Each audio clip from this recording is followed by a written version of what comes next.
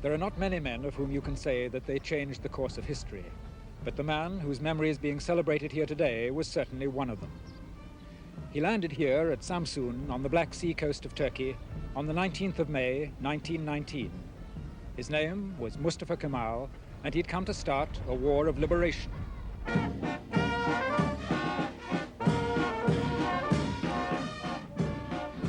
Within his lifetime, he became a legend. He was the hero of the defense of Gallipoli in the First World War, and after the war it was his fierce inspiration that led the Turks to victory in their struggle for independence. Finally, he used his authority and his astonishing willpower to transform a backward, beaten empire into a republic with a new and secure identity. Autocratic by temperament, he fought all his life for the principles of democracy, and he won the affection and the loyalty of the simple, stubborn Turkish peasants. While he lived, they followed him without question, and before he died, they rewarded him with the title of Atatürk, the father of the Turks.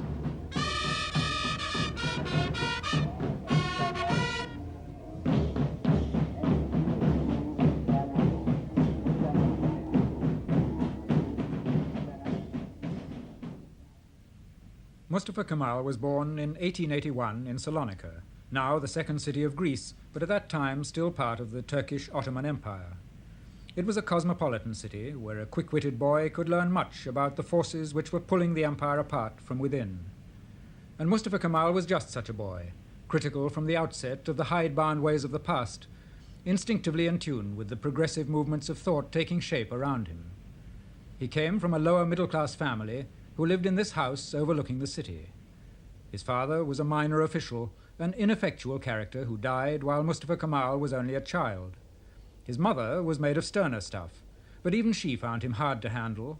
From the beginning he was obstinate, always determined to get his own way. She was a pious Muslim, and he upset her by his refusal to accept an orthodox Muslim education. Nothing would satisfy him but to go to a military school, and for the next 30 years the army was his life. He grew up in a society which was near the point of disintegration. At the end of the 19th century, the sprawling Ottoman Empire, whose dominions covered most of the Near East, part of North Africa, and reached up into Europe, was on the defensive. As the subject peoples of the Balkans struggled to throw off Turkish rule, the European powers watched for an opportunity to profit from the empire's decline.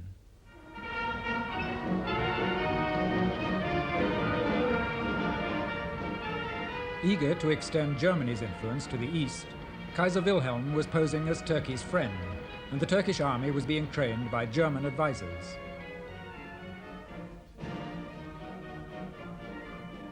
When the Kaiser paid a state visit to Constantinople, he was lavishly received by the Sultan. As he was welcomed by the Turks, the Kaiser must have wondered how long the Ottoman Empire would survive. For below the surface, discontent was rising in Turkey, discontent with a decadent, enfeebled bureaucracy which was presiding over the empire's decline.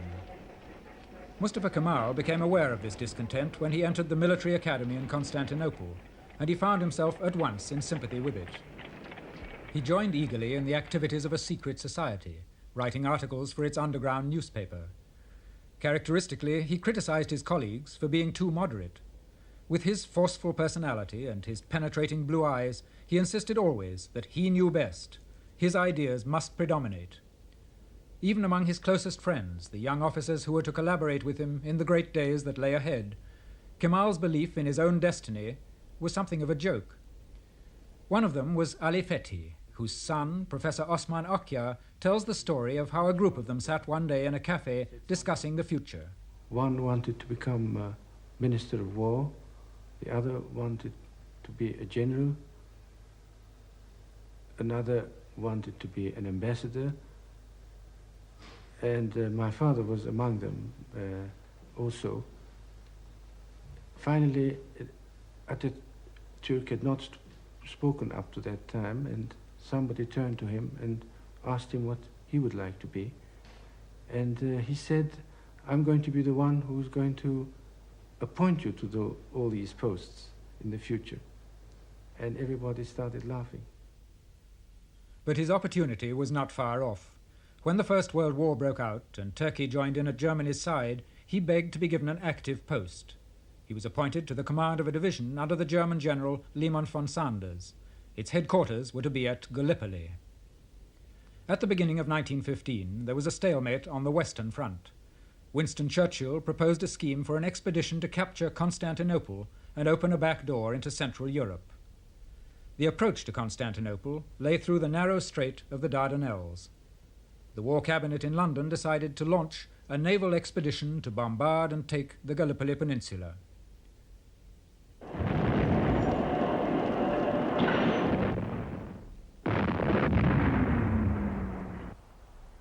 Lord Kitchener told the government, "If the fleet gets through, Constantinople will fall of itself, and you will have won not a battle, but the war."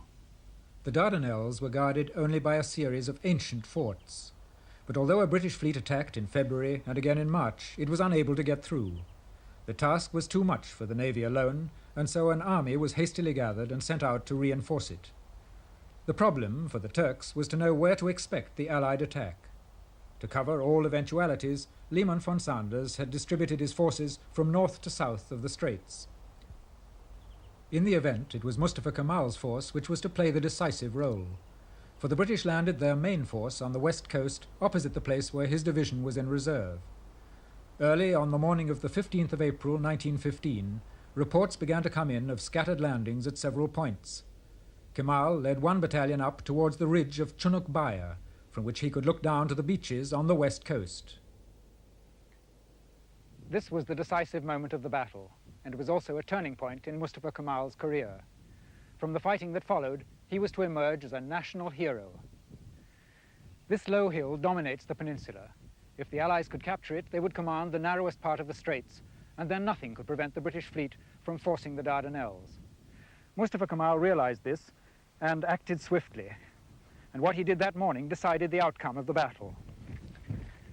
His men were tired from their climb, and he left them to rest for a few minutes while he came on ahead with a party of officers to see how the battle was shaping. He was walking up this hill when he saw coming towards him a party of Turkish soldiers pursued by the advance guard of the Anzacs. He ordered them to stand and fight, and when they protested that they'd no more ammunition, he said, "Use your bayonets." Then he sent word for his main party to come up as fast as possible and ordered the men about him to lie down, facing the enemy with their bayonets fixed. To his relief, he saw that the Anzacs too hesitated, and then they lay down. The advance was checked, and Mustafa Kemal said afterwards, "This was the moment of time that we gained." Taking advantage of it, he brought up his best regiment.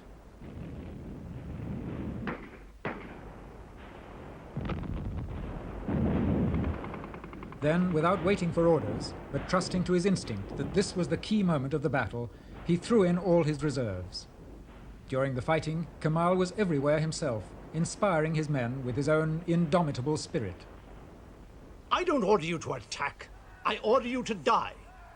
In the time it takes us to die, other troops and other commanders can come and take our places." The Turkish soldiers died in their hundreds, but they held the ridge, and the Allied attack was broken.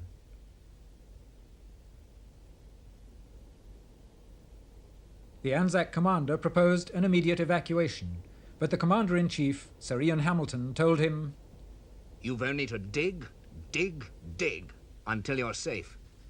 Better to die like heroes on the enemy's ground than be butchered like sheep on the beaches, like the runaway Persians at Marathon."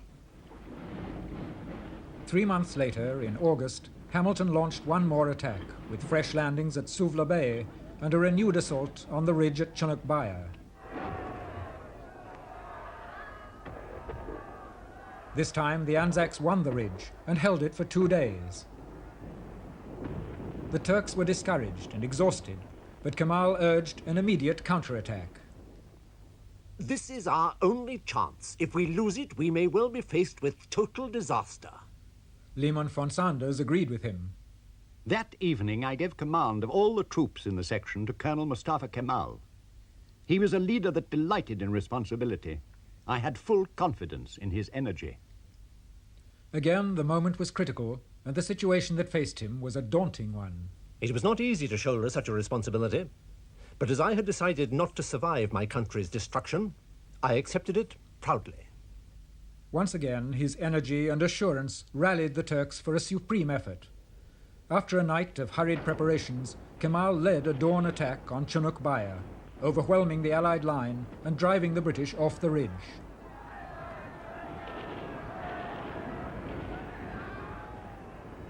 This time, the Turkish victory was decisive, and Hamilton cabled to London that the Gallipoli campaign was lost. A few months later, the Allies evacuated the peninsula.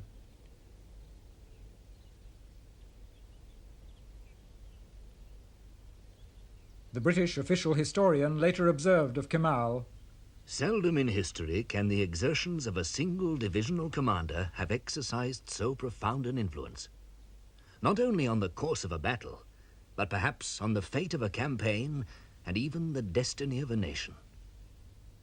For Kemal, this was a turning point. His success at Gallipoli justified the belief he'd always had in his own capacity for leadership, and the remaining years of the war reinforced his reputation. Now he had the authority he needed to build a new Turkey out of the debris of the Ottoman Empire. During these years, one of his closest associates was İsmet İnönü, who was later to be his prime minister. Atatürk'te okuldan yakın sınıflardayız. Orada da birbirimize yakın rütbelerde bulunduk. Atatürk and I were contemporaries at school, and we held similar rank in the army. His ambition was clear right from the start. Later, he showed an unexpected skill on the battlefield. In conditions of increased difficulty, he displayed one by one all the qualities of a great commander, emerging with honor when the armistice was concluded. There was soon no doubt that the empire was doomed. So Atatürk made up his mind that it was no longer possible to work with the Sultan's government. Kemal's thoughts at once turned to some form of resistance movement. At his house in Constantinople, he gathered round him others who shared his ideas. Their aim was to stir the Turkish nation, defeated and leaderless, to rise against its powerful enemies. It was the greed of the Allies, Britain, France, Italy and Greece, that gave Kemal his chance of success. They'd already seized the Arab provinces of the Turkish Empire, and now they planned to divide among themselves the richer parts of Turkey itself. As part of this policy, Lloyd George encouraged the Greek government to land 20,000 troops at Smyrna, on the western coast of Turkey. It was May the 15th, 1919. This was the critical moment, as Mustafa Kemal saw. By that time, the foundations of the Ottoman Empire had collapsed. All that remained was the homeland, where a handful of Turks had found refuge. The last question revolved around the partition of this remnant. There was only one decision possible in the circumstances. It was to create a new Turkish state, unconditionally independent and based on national sovereignty. The effect of the Greek landing is recalled by Professor Arnold Toynbee, who was in Turkey during the War of Independence. It had an electric effect, I think. There was a massacre, several hundred people, I think, when the Greek forces landed. They lost their heads. And anyway, the invasion of the heartland of Turkey itself, they were reconciled to the loss of the Arab provinces. They had already lost the Balkan provinces. But this made Atatürk's point that the Turkish nation was the thing they must save, and the Turkish nation was in danger of extinction. If it had been designed to make Atatürk's point, it could have been done better. Now Kemal had an unexpected stroke of luck. In Constantinople, the Allies had grown uneasy. There was unrest in the provinces, and they urged the Sultan's government to restore order. Kemal was appointed Inspector of the Army in a large area of Anatolia, the Turkish heartland. His orders were to put a stop to illegal activities, but there were other ideas in his mind. When he sailed from Constantinople, he was determined to use his powers to raise a revolt in Anatolia. I felt as if a cage had been opened, and as if I were a bird ready to open my wings and fly through the sky. On May the 19th, 1919, he landed here at Samsun on the Black Sea coast. In later years, when people asked him when his birthday was, Mustafa Kemal liked to say it was May the 19th, because this was the day when he started on his real life's work. on the work he'd been half-consciously preparing himself for all those years. For Turkey, too, it marked a new beginning. And as we've seen, the Turks still celebrate May the 19th as the starting point of their war of independence. For what Mustafa Kemal did when he landed here was at once to get in touch with army commanders and local government officials, but instead of carrying out the orders given to him in Constantinople, he did the exact opposite. He set on foot a popular resistance movement whose aim was to unite Turkey and to drive all foreign occupation forces out of the country.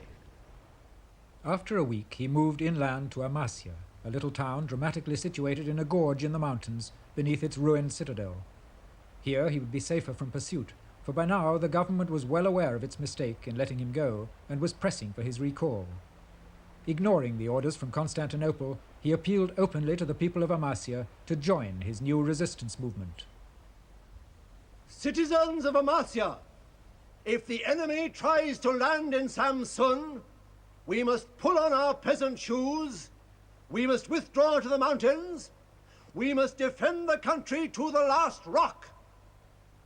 If it is the will of God that we be defeated, we must set fire to all our homes, to all our property. We must lay the country in ruins and leave it an empty desert. Here he summoned his most trusted associates to meet him and make plans for the future. The central government is under foreign dominion. The Turkish nation is determined to end its domination.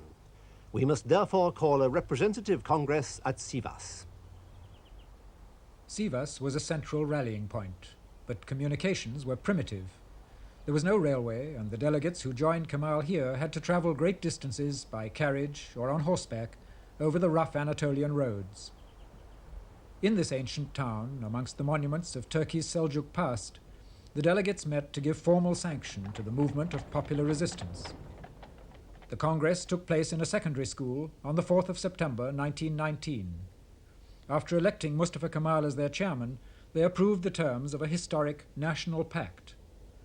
The pact insisted on the right of self-determination for the Turks within their national homeland and the rejection of all forms of foreign interference or occupation. Then, on Kemal's initiative, they broke off relations with the government of the Sultan. Now there was no going back, but the task ahead looked almost impossible. With only a handful of delegates behind him, Kemal had to revitalize a country broken and impoverished. He had no machinery of government, no financial resources, no diplomatic recognition, while against him was the legitimate government of Turkey under the domination of the Allied powers. His answer was to defy the Allies by summoning a rebel parliament to meet in Angora, now known by its Turkish name, Ankara. Angora was little more than a fortified village, but it was far removed from the decadent atmosphere of Constantinople and from the threat of foreign domination, and it had the advantage of being on a railway. Many of those in Constantinople who sympathized with the revolution managed to slip away and join the rebels in Angora. On the 23rd of April 1920, 369 members filed into a hastily converted parliament building. Now began a legendary period in which a popular government established itself in the face of every kind of obstacle, while Mustafa Kemal urged and goaded and persuaded and if need be forced its members to fight for Turkish independence. What we want to do in our situation is explainable neither in military nor in any other terms. But in spite of everything, we are going to do it. To save our country, to establish a free and civilized Turkish state, to live like human beings. While Kemal was fighting his battles in Parliament, the Sultan signed with the Allies the Treaty of Sèvres, confirming the dismemberment of Turkey. To enforce their will, the Allies, encouraged by Lloyd George, sanctioned a Greek advance into Anatolia itself. It proved a disastrous mistake, for it was here, among the simple peasant farmers of central Turkey, that Kemal's strongest support lay. As Winston Churchill wrote, "Worn down by long disastrous wars, his empire falling to pieces around him, the Turk was still alive. In his breast was beating the heart of a race that had challenged the world, and for centuries had contended victoriously against all comers.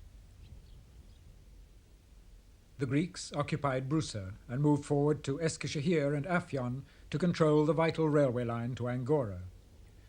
Twice, at the small village of İnönü, the Turks broke their attack and forced the Greeks back on Brusa. Professor Toynbee accompanied the Greek expedition as a journalist, and he recalls the contrast between the two armies. The Turkish dead were peasants, just in civilian costume, peasant costume, with rifles. The Greek dead were in uniform, of course, and heavily equipped by the Allies. The Turkish cavalry were in uniform, but I think the whole thing was a great surprise to the Greeks, Turks themselves above all, and to the British. And I also think it had a tremendous psychological effect. It was Atatürk's first installment. I can save Turkey, and here I'm doing it. But in June 1921, the Greeks came on again, with an army reinforced to over 100,000 men, well equipped and even supported by a small air force.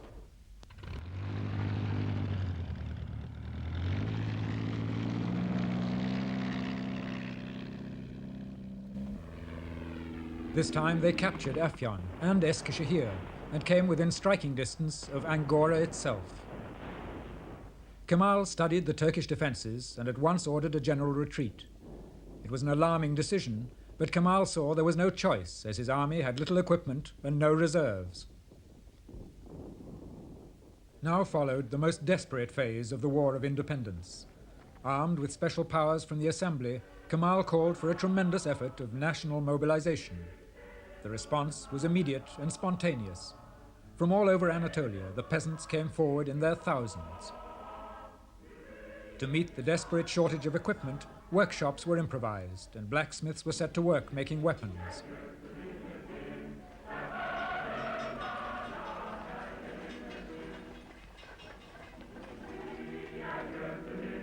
Even the Turkish women, emerging from centuries of seclusion, helped to carry ammunition to the front line, and a primitive supply system was organized. By the time the Greeks resumed their attack, the Turkish defenses were far better organized.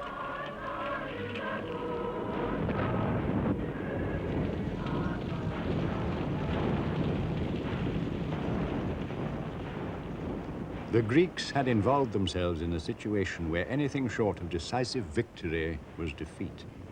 And the Turks were in a position where anything short of overwhelming defeat was victory. No aspect of this was hidden from the warrior chief who led the Turks. The threat to Angora was now acute. The Greeks were only 30 miles from the capital, and Kemal told his troops, "There is no defense line, but a defense area. It is the area of the whole country. No part of it can be abandoned until it is soaked with the blood of our countrymen. They must resist to the end in the positions they hold." The Greek commanders, too, urged their men on to one final effort. They tell us that Angora is behind every mountain we attack, but 16 days have passed. No Angora. They tell us that if we fall into the hands of the Turks, we'll be killed. And they drive us on with machine guns. It was here, on the banks of the Sakarya River, that the Greek advance was finally thrown back. The Turks had established a good defensive position, protected in front by the river, and with a low line of hills running behind them. They were outnumbered by something like 3 to 1, and the Greeks had more artillery. But once again, Mustafa Kemal had managed to inspire his men with something of his own indomitable spirit. And the Greeks, fighting far from their base, had difficulty in the heat of the summer in bringing up supplies and reinforcements as they needed them. If the Greeks succeeded in crossing the river and turning this position, then the road to Angora would be open to them.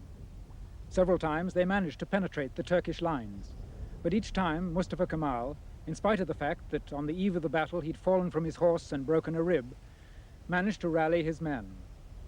He seemed to carry the whole battle plan in his head, and as the Greeks threw in one attack after another, he fought them from hill to hill and each time drove them back. For 3 weeks, the battle swung to and fro, until at last the Greek commander, seeing that his men were exhausted, and with the supply lines now being threatened by Turkish irregulars, called for a retreat, leaving the Turks masters of the battlefield. The threat to Angora had finally been lifted. The sense of relief in Angora was overwhelming.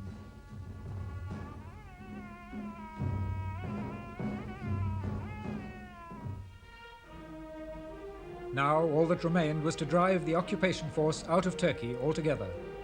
It took the Turks a year to build up their strength, and then Kemal launched his final attack. Soldiers, your goal is the Mediterranean!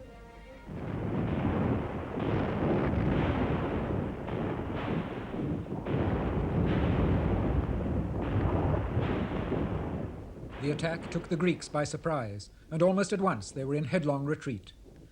Tragically, the Greeks, seeing that all was lost, devastated the countryside as they fell back, burning villages and blowing up lines of communication behind them.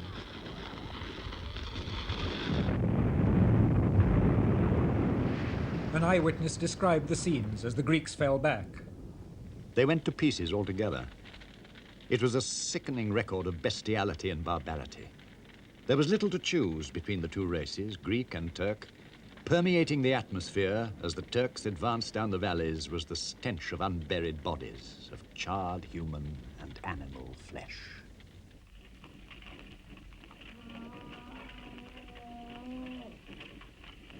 It was all over in 15 days. Halide Edip, a remarkable woman journalist who had accompanied the advance, saw the Turkish cavalry entering Smyrna. In a single lightning flash, 2 long lines of horsemen drew their swords, and the sun gleamed on their steel as they galloped past us on either side. This time, the Turkish victory was complete. Here in Smyrna, on September the 10th, 1922, just 3 years after the Greeks had landed their army of occupation, Mustafa Kemal was able to realize his vision of a Turkey genuinely independent, free at last from foreign occupation. But he knew that the victory was not his alone, and he paid tribute to the peasant soldier who had fought at his side, whom he called affectionately Little Mehmet. The greatest monument is Mehmetçik himself. It is thanks to him that these lands have remained within Turkish frontiers. 3 days later, fire broke out in the Armenian sector of the town, and from the Allied warships in the bay, the sailors watched in horror as it spread through the city.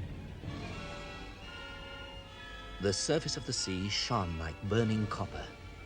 20 distinct volcanoes of raging flame were throwing up jagged, writhing tongues to a height of 100 feet. The towers of the Greek churches, the domes of the mosques, the flat roofs of the houses were silhouetted against a curtain of flame. The warships took on board as many of the terrified, homeless refugees as they could manage. No one knows how the fire started or how many people died before the flames subsided, leaving the city an empty shell. The Greek adventure had ended in disaster, and with the Greeks out of the way, the rest of the Allied powers came to terms with this obstinate Turkey they had failed to subdue. The Treaty of Lausanne recognized the boundaries of the new Turkish state, and the last foreign troops were withdrawn from Turkish soil. Lloyd George resigned, and the last Ottoman Sultan left Constantinople in a British ship. The War of Independence was over, and the Turkish Republic was proclaimed on October the 29th, 1923, with Mustafa Kemal as its first president. He was now 42, with his real life's work, the modernization of Turkey, still ahead of him. In tackling it, he found for a short time an unfamiliar ally. In Smyrna, he had met and married a young woman named Latifa. Until now, he'd used women merely for amusement in his times of relaxation. But Latifa was different. Now he had a wife who seemed to embody all that he wanted for the new Turkey.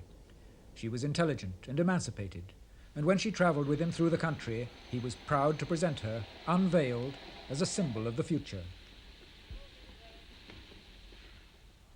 In his house in Angora, Latifa tried to soften the harsh bachelor atmosphere to which he'd been accustomed. To find relief from his responsibilities, Kemal had indulged in long drinking bouts with his friends. Now he delighted in Latifa's company and found her support invaluable. And certainly he needed both, for the social revolution he was planning was to bring him into conflict with all the latent forces of reaction in a country still deeply conservative in its outlook. Only his strength of will could drag Turkey into the 20th century. Professor Toynbee remembers his first impression of Kemal. His whole personality was very forbidding. When he talked to you, before he uttered, his forehead came down a sort of frown down to his eyebrows, and this was very intimidating. I got an impression of tremendous intellectual ability, great self-confidence, probably, when once he made up his mind, pig-headedness. His first target was Islam and the hold it maintained on every aspect of Turkish life. Up till now, the holy law of Islam, a legacy from the Middle Ages, had governed the lives of the people. Its symbol was the Caliph, the guardian of their faith, who was the ultimate authority in the field of education, law, and social custom. Kemal abolished the caliphate and in 1926 introduced a civil code. Among other things, this transformed the whole status of Turkish women, who had played such an important part in the War of Independence, as Turkey's first woman lawyer, Süreyya Ağulu, recalls.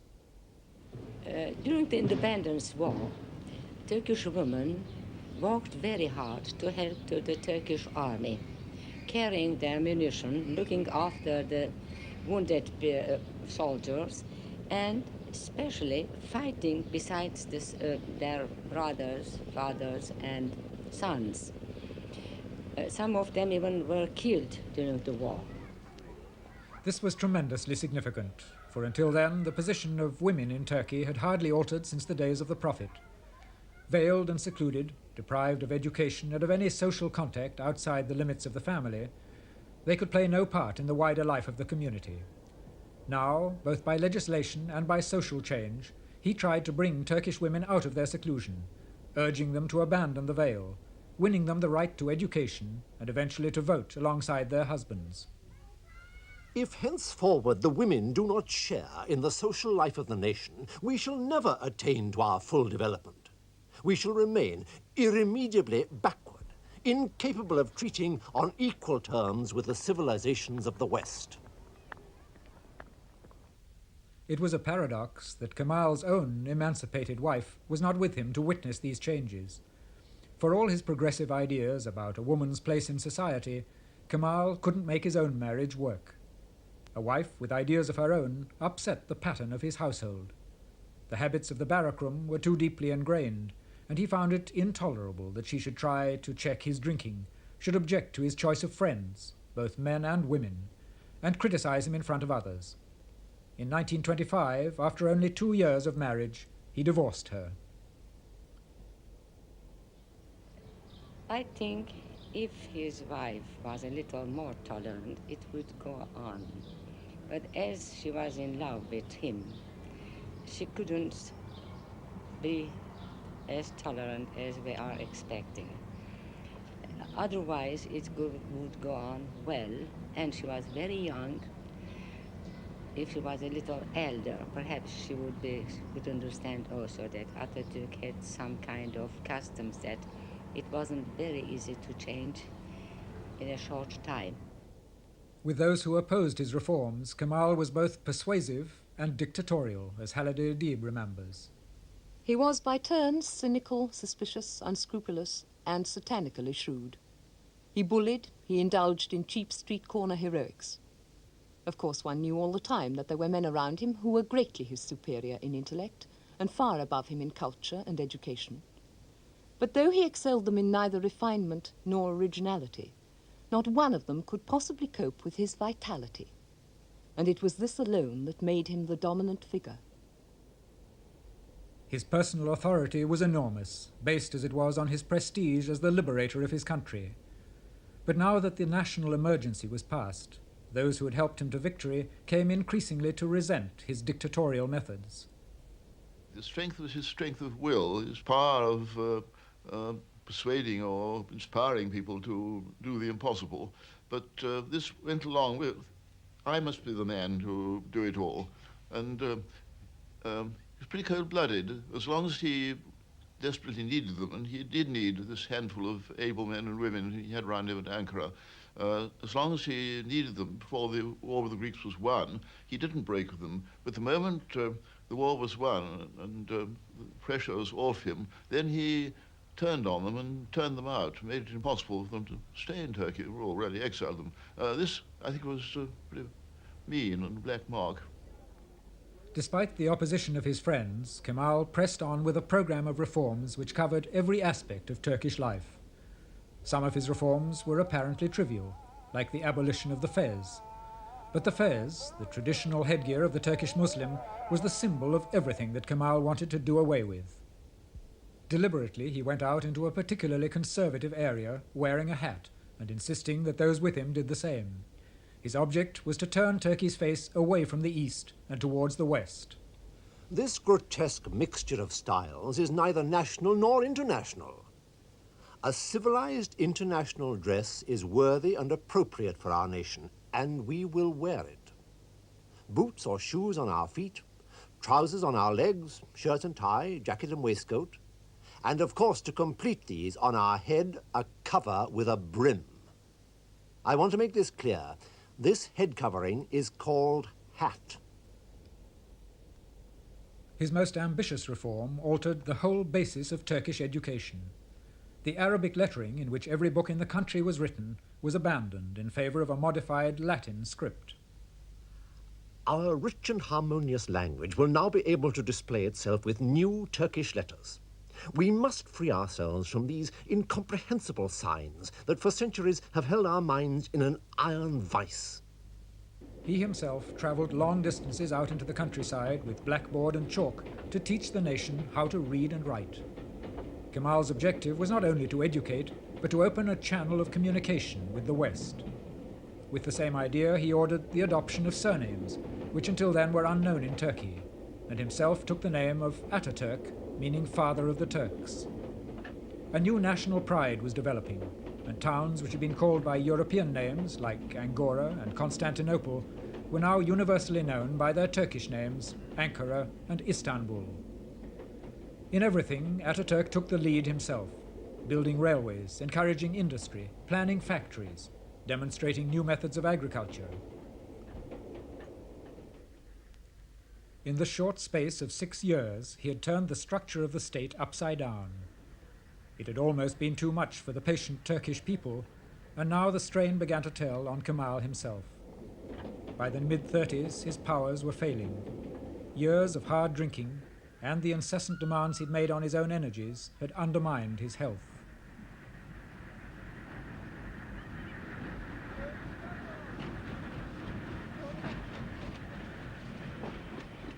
The last phase was in many ways a sad one. In the midst of all his astonishing achievements, Kemal was cut off by his very nature from the sort of personal relationships that could have tempered his loneliness. Atatürk was a real human person. He was very sentimental in many ways. Atatürk had two kinds of character. He could be very firm and he could be very quiet and calm. You could see tears in his eyes. He loved children, he loved nature, he loved music. He loved his own nation, he loved his own country. Even I can say that he loved the whole world. And that's why he always wanted to have the peace, not the war in the whole world. Atatürk, by all means, was a great man in many ways. And that's why he was lonely, by his sentimentality. If he had kept the able people around him who had helped him to win the war against the Greeks and win the peace with the Allies, and if he had taken 12 years instead of 6 years to carry out his reforms, I think those two things together would have made a very great difference to the future of Turkey. She would have had a happier last half century than she has had. I don't know whether he knew he was going to have a shortish life. He must have known he was an intelligent man. He was a very heavy drinker. And so he also felt that he had no time to lose. He must just press forward. But yet he had a kind of anticlimax of about 10 years, hadn't he, before his death, in which the reforms were already done, as much as Turkey could stomach for ever so long. And he could have taken more time, as it turned out. But his temperament didn't allow him to do that. In the summer of 1938, during a holiday on the Bosphorus, he was taken seriously ill. He was carried to Istanbul, to the old Sultan's palace of Dolmabahce, the symbol of the imperial past on which he had stamped his vision of a new Turkey. As part of this vision, he had established his country's place in the world, steering it wisely between the two perils of Nazism and communism, cementing its relations with the democracies of the West.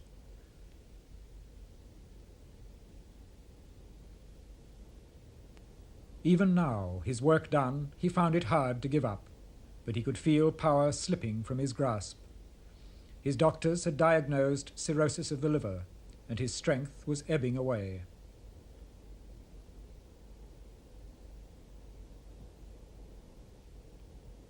Soon after 9 o'clock, on the morning of the 10th of November 1938, he died, and his secretary, Hassan Riza, murmured, Look, a piece of history is passing away.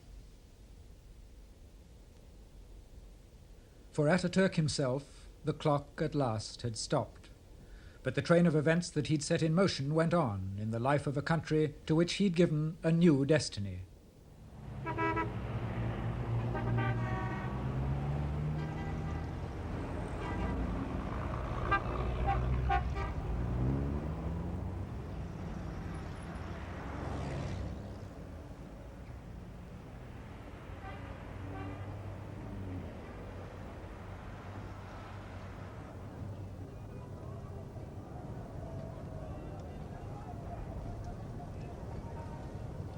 Few men have seen so many of their dreams come true as Atatürk.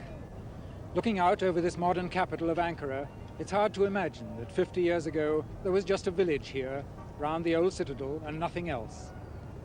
Ankara is Atatürk's creation, but then so is modern Turkey. There's hardly an institution in the country that doesn't bear his stamp, over whose birth he didn't personally preside. The form of government, the laws, the social system, the alphabet, even the frontiers of the country, they were all decided along the lines he proposed, and after he'd used his own extraordinary blend of force and persuasion to win acceptance for them. It was an astonishing achievement, especially when you remember the terrible plight of Turkey when he came on the scene. By his vision and his resolution, Mustafa Kemal built this nation. And if he was always ready to pay tribute to the courage and the steadfastness of the Turkish peasant in that long war of liberation, the Turks in turn still honor him as Atatürk, the father of the Turks.